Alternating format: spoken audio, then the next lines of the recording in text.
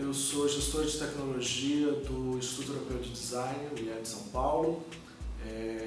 Nós já estamos usando o portal Dominus faz em torno de 3 anos. Na verdade, a gente abandonou o projeto original, que era integrar a solução nativa da TOTUS de portal acadêmico. O portal da TOTUS é bastante complexo e pouco customizável, e a gente precisava de uma solução que se integrasse melhor ao nosso ambiente.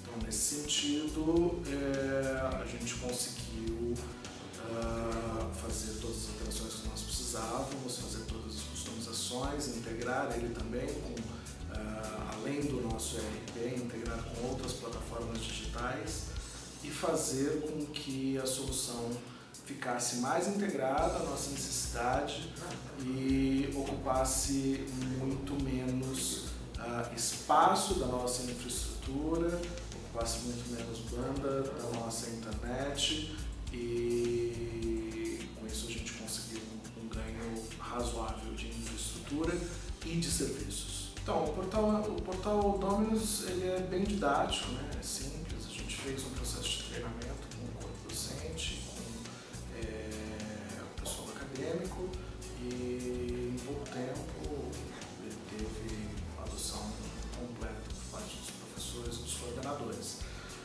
O suporte também é bem facilitado, a Ambra costuma responder bem rápido, então nesse sentido a Ambra se tornou um grande parceiro estratégico do IED, porque permitiu que não só a gente integrasse o nosso ERP de uma forma absolutamente transparente, como nos permitiu integrar ele com todas as nossas outras ferramentas digitais.